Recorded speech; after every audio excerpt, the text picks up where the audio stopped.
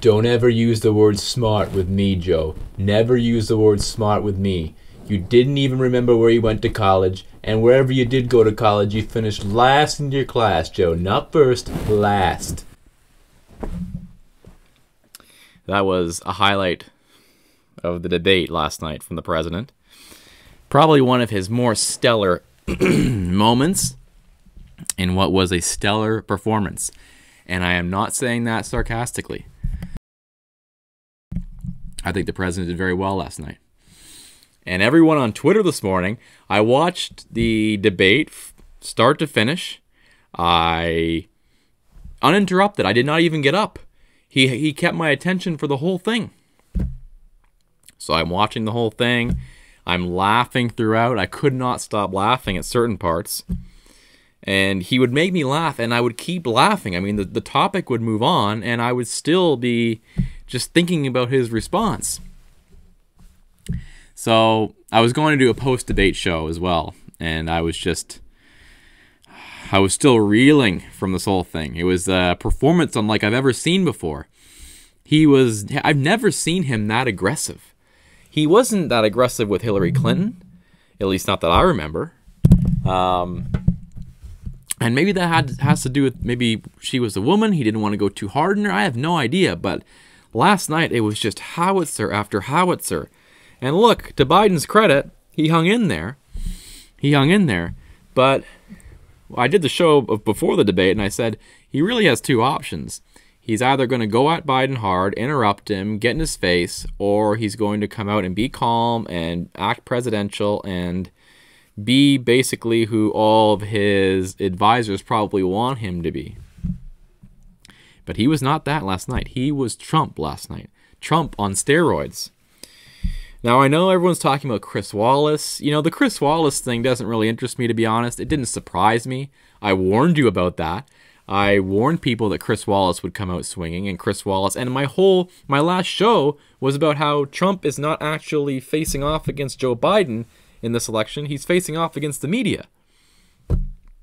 So I took a few notes on my phone. Normally I do these shows off the top of my head. I have a few notes, but this time I have a lot of notes on my phone. I don't like to do that. It's like when people are at the Q&A and their time finally comes to speak, and they have to look at their phone like this and read the question, even though it's like one sentence.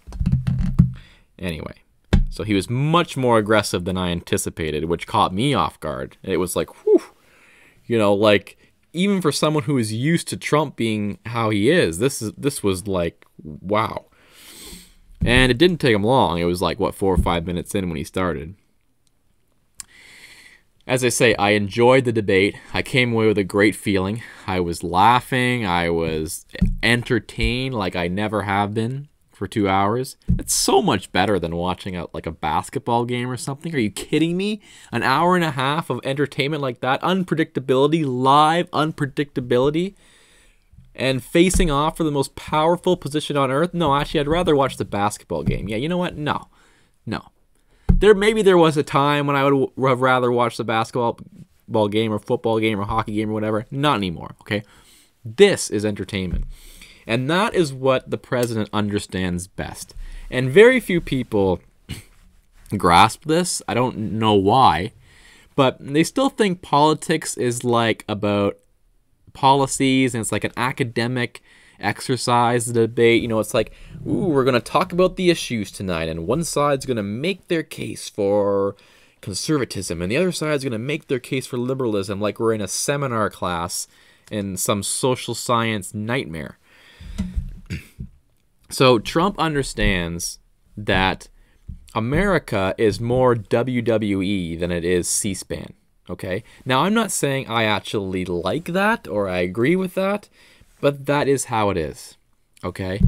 He's not going to win Wisconsin telling people what his tax policy is, okay? He's not going to win Michigan telling people about what the plans he has for Iran.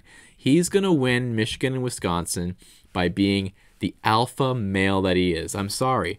And that's a lot of that is why he won. I hate to tell you that. I hate to break everyone's bubble, but politics right now is not about the issues. Look, I wish it was. You know, for me, you know, I do the show about the issues. I am interested in the issues. I'm interested in the ideologies. I'm interested in ideas. That's what drew me into politics. But we have to acknowledge that politics is a charismatic exercise. Politics is entertainment. Rush Limbaugh would say politics is Hollywood for ugly people, which I don't know if you could make a strong case last night that both candidates were ugly. I mean, Trump had that bronzer on. He was looking mighty fine. And so Trump understands that this is an entertainment exercise, okay? And he needs to captivate his audience. And sure, he needs to defend himself.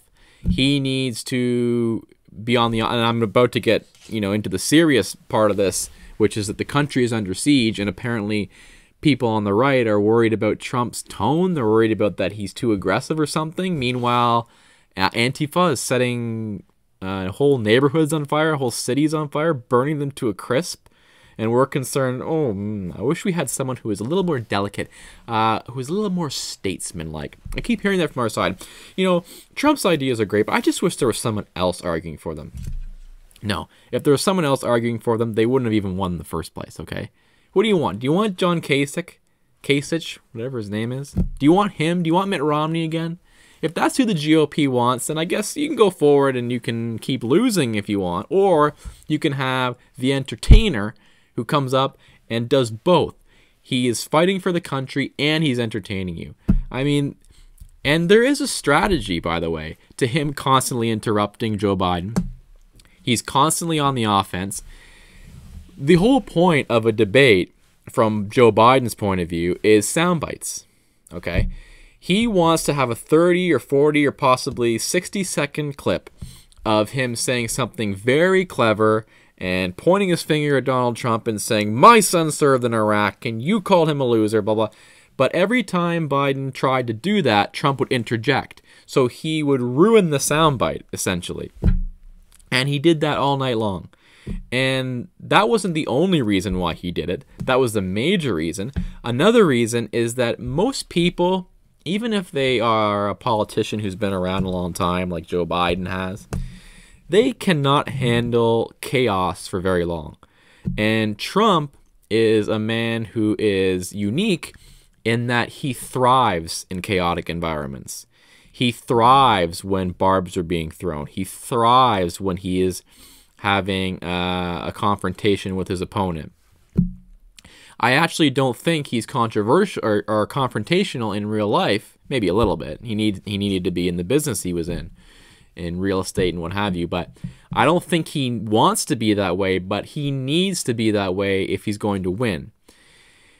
And I go on Twitter this morning, and there's a whole bunch of people. Look, there are people who hate Trump who are going to have a negative reaction to it. They were going to call him a bully, like we're in the schoolyard in grade 3 or something, not fighting for the most powerful position in the world. The word bully, why are people using that word? It's yeah, he's being a bully. Being a bully, you mean trying to win the presidency? You mean trying to defeat his opponent? So look, it's predictable from the left what they have to say, and it's fine. I expect it. They don't like Trump for his policies, but most of all, they don't like Trump because he's an aggressive alpha male, and that scares the heck out of them. But they are predictable. I knew they were going to say that stuff. It was our side that was more disappointing. Our side criticizing him for, he interrupted too much. He's turning people off. His tone needs to be different. He needs more practice. He needs to bring this up. He needs to bring that up. Why didn't he bring this up? We love to eat our own on the right, don't we? We just love it. We finally have a guy who's fighting for what we believe in. We finally have a guy who's willing to take his opponent to the mat and bring up anything. He even brought up stuff that I wouldn't have even brought up, like Biden's son's cocaine use and all that. I would not have gone there. But he will go anywhere. He will do anything to win. And finally, we have someone like that. And somehow we don't like that. Somehow we're afraid of that. Our side I'm talking about, not their side. I understand why they don't like him. That's obvious. Do you think they go easy on us? They don't mind burning whole cities down. They don't mind cops being shot. They don't mind any of that. But our big problem is that Trump is too aggressive. Oh, we wish he would change his tone. Okay, well, if you would like Mitt Romney to run again, then maybe we should have nominated Mitt Romney, okay? But we have Donald Trump, and he won the first election being this way. Remember? When almost all of you said he couldn't do it. And he did it. So what makes you think he's not going to do it again? I'm not guaranteeing that's going to happen again. But it did work out for him the first time. And to think that people don't like this aggressive tone, the only reason we think that is because we're surrounded by talking heads from Washington and even people on Twitter who have started to adopt that same idea that if you're too confident and you're too arrogant, you're going to turn off the whole electorate.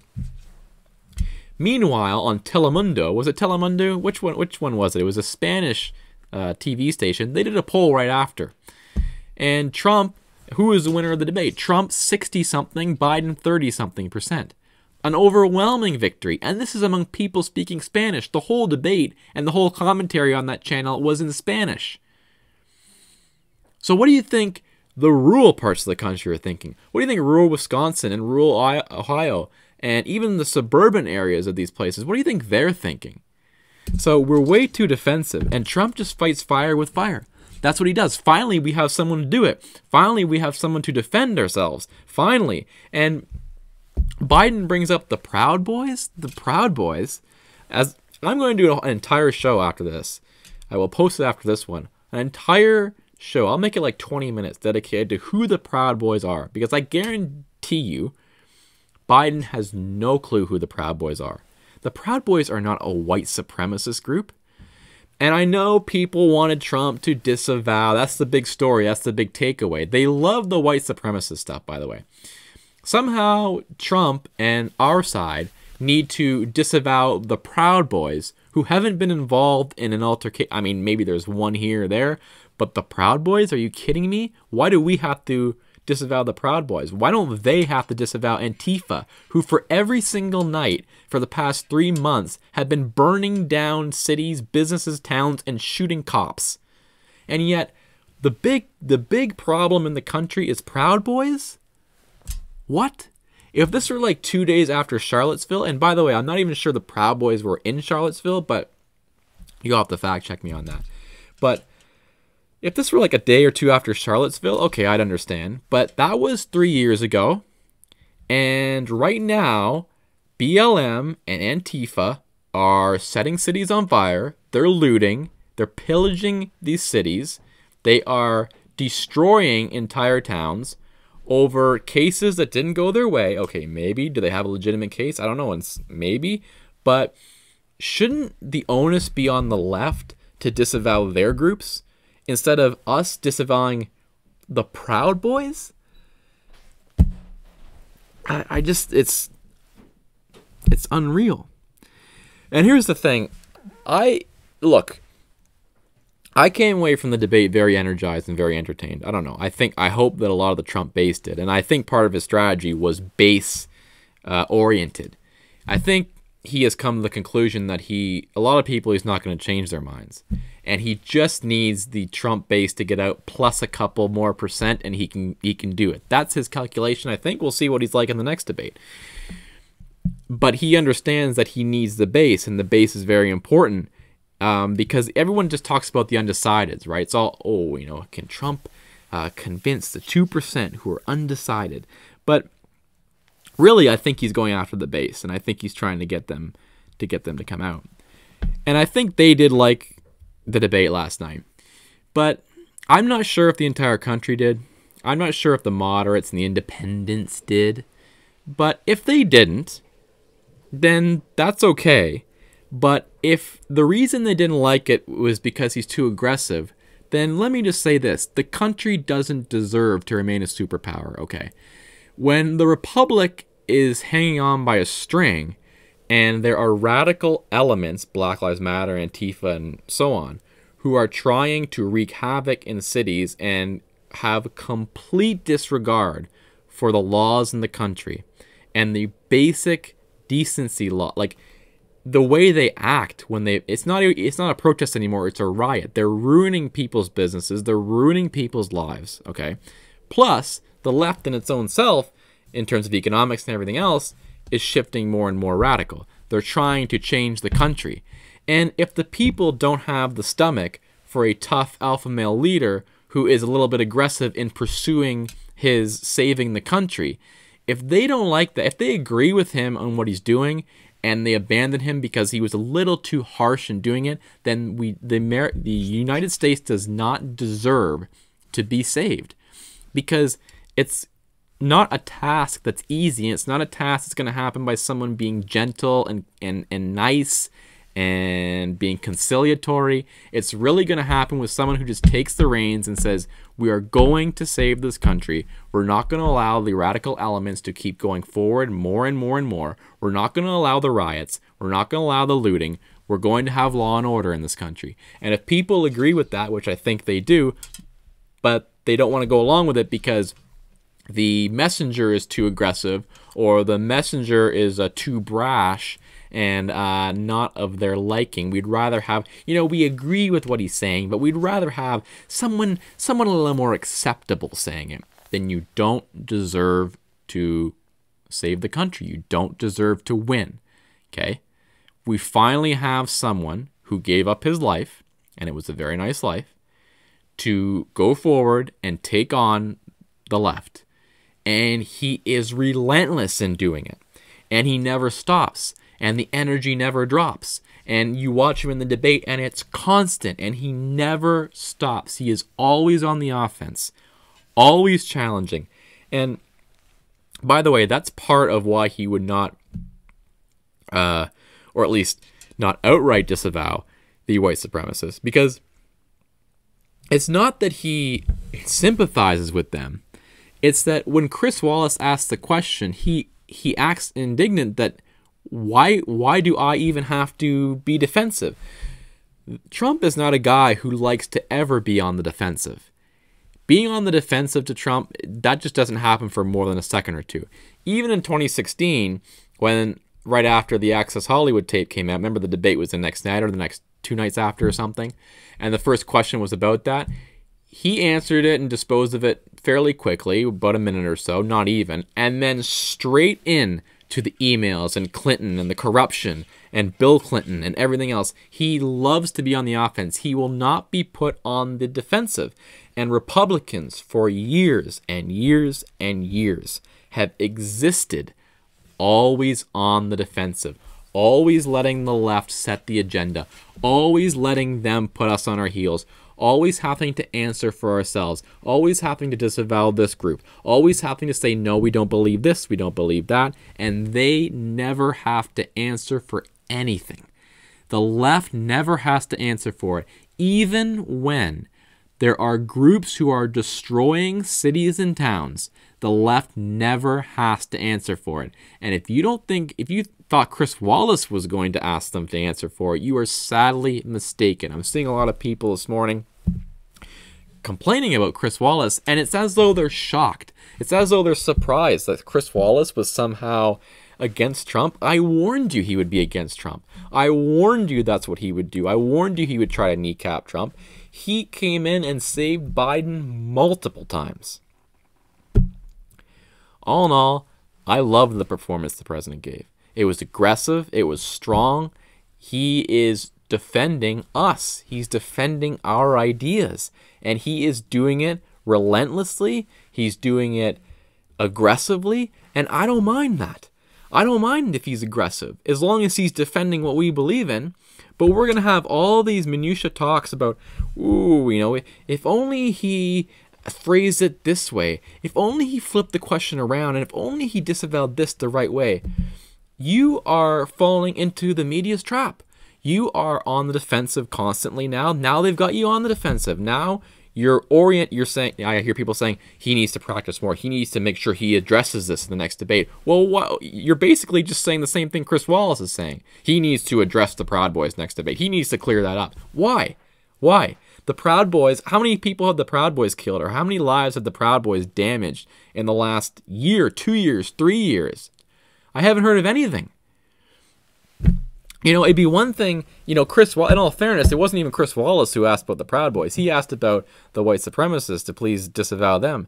And to be fair, Trump did bumble through that. He could have easily just said, look, yeah, I disavow them. But I understand why he didn't, because he's always, he's saying to Chris Wallace and the entire country, why are we hold on a second, before I answer, why are we having to answer for the Proud Boys when Biden has not been asked about BLM or Antifa or anything else? He hasn't been asked about the riots. When is anyone going to ask him? Are you going to disavow all the rioting? So, I know I seem riled up. And look, I wasn't until I saw our own side's reaction. I'm not riled up by the left's reaction. That is completely predictable by now. They are, not only do they hate Trump for what he believes in, they are scared of his alpha domination. He dominated that room last night. And that really scares them, okay? And it especially, and this is what is kind of a concern, I have to admit. There are probably a lot of women voters who are in the middle who are probably turned off by it. Possibly. I don't know. That's my guess. The women voters tend to be the ones who are turned off by the aggressive politics. They would just like everybody to get along. Please, can everybody? And I love all this stuff about, well, the real loser last night was the country. I wish we could just have a civil debate. I wish we could just have two grown-ups. Like, really? Is that what you want? Is that what you want? Do you want generic Republican X versus generic Democrat Y to stand there and say, I believe the budget should be balanced by the year 2023, and I believe that tax cuts are the way to get there as long as we grow the economy. And then they go to the Democrat, and the Democrat says, well, we have to take care of our poor. We have to take care of our elderly. He's stealing Social Security. He wants to cancel Social Security. He wants to throw grandma off the pay. Is that what you want? Is that really what you want? Or do you really, deep down, want entertainment? And let me tell you, this man is giving you entertainment. And I know the election is more about just entertainment, but how do you think he got to where he is, okay? How do you think he got a popular TV show for many, many years that broke TV records? How do you think he got to the White House when everyone told him he couldn't? Do you think it was by getting into the minutia of exactly what he wanted to do, or do you think he just entertained the crap out of the country and he entertained and trolled his way into the Oval Office? Look, okay, I know I'm getting a little bit carried away, but look, I was actually I thought the debate was amazing. I thought he did a great job. I was laughing, I was entertained, I'm looking forward to the next one. If there is a next one, I am very much looking forward to it. But I ruined it by going on Twitter. I ruined it by opening my Twitter page, my Twitter feed, and it wasn't Maggie Haberman and Rachel Maddow and Nate Silver upsetting me, because they are predictable. I know what they're going to say by now. They're like, we know exactly what they're going to say. What was upsetting me is, I'm not going to name names, but there are people on our side who are big on Periscope. There are a couple of them, as an example, who I really like, who are, you would think that they had been brainwashed overnight by the media. Trump didn't do this, he didn't do that, he didn't act this way, he didn't disavow this, he should have done this, he has lost my vote, he's lost my support. I don't understand why, the left doesn't do this. They don't do that. When Obama has a bad night, remember in 2012 when Obama had a bad night, was it, I know there was a lot of writing about how he lost the debate to Romney, but did they just say, you know what, I'm done with this guy? He really needs to go back to the drawing board. No, they probably said, no, Obama did fine. Romney is a crook. Romney's, he wants to, whatever. They never act defensive. We're always on our heels. We're always like this. Until finally we have a man who's always on the offensive. And look, I am for civility. I am for old-fashioned values. I'm a traditionalist. The Republican Party traditionally has been the party of civility, the party of patriotism and respect and honor and duty and all that kind of thing. And I am for all that. But desperate times kind of call for desperate measures. We're kind of in a fight for the life of the republic. We're kind of in a fight for the country here. We're kind of in a fight for the Western world here, okay? The globalists are gaining ground, okay? They're gaining a lot of ground. And all we want to talk about is how our side needs to change its approach. It needs to change its tone. It needs to, Trump, he's really good. I believe in everything he believes in. But if only we had someone who is more articulate. If only we had someone who is more respectful. I hate to break it to you. If you had someone who is more respectful, it'd be President Hillary Clinton right now. And you wouldn't have any power. You would have no power whatsoever. And sure, you can nominate someone like that, and maybe they'll win. Someone moderate, maybe they'll win. But you really think they're going to stop what's coming? Do you really think they have it in them to fight and fight and fight for us? No, they don't. They don't have it. They don't have it. As Trump says, they don't have it in their blood. Is that what he said last night to Biden? You don't have it in your blood. There's much more I could discuss, and I probably will. Biden, I'll say a few words about Biden. I don't know, there are many points where I thought, and Trump actually brought this up, how Biden probably did lose a lot of his base last night. I think he disavowed, talking about disavowal, at one point Biden disavowed the Green New Deal. He said he didn't want to defund the police. I mean, the AOC wing of the party is not going to be happy about all that. Let me tell you something, okay? And will that decrease his share of the youth vote? Maybe. I don't think he's going for that, though. I think he's going for the Trump Rust Belt type voter. And look, Biden hung in there.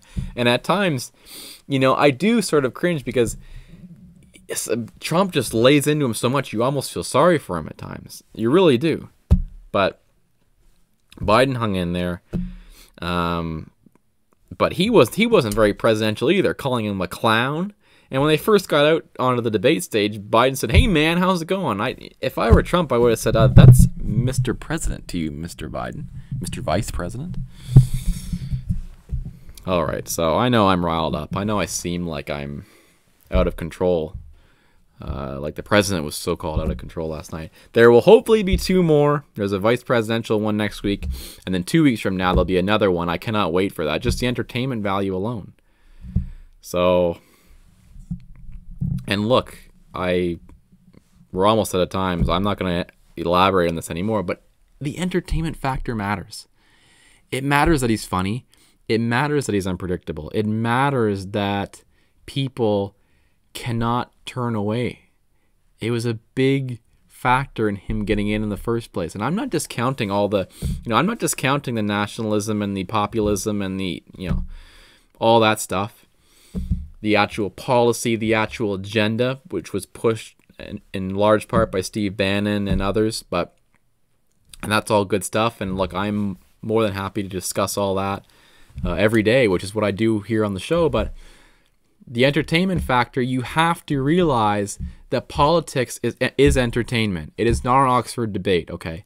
These debates are more like wrestling matches or MMA matches than they are, debates, political discussions. Do I wish it were another way? Yeah, but it is this way, okay? America is a nation of entertainment. America is a nation of, look, the average American male, the reason Trump does so well with them is because they relate to him. It's because they like that aspect about him. And they may not be able to say that out loud. They may not even be able to admit that in their own household. But when it comes time to vote, I think you're going to find that he has much greater support than you think. I'm not making any predictions about the election. I'm not even going to go as far as to say last night would have helped him with the electorate. That remains to be seen, and it remains to be seen how he handles the next couple debates. But those are just my immediate thoughts about it. And so I'm not going to join the pile on. Sorry, I'm just not going to do it. We picked this guy to go fight for us, and he's just doing what we told him to do. And he has no fear. And for me, it's about time. It's about time that we had no fear, because they have no fear.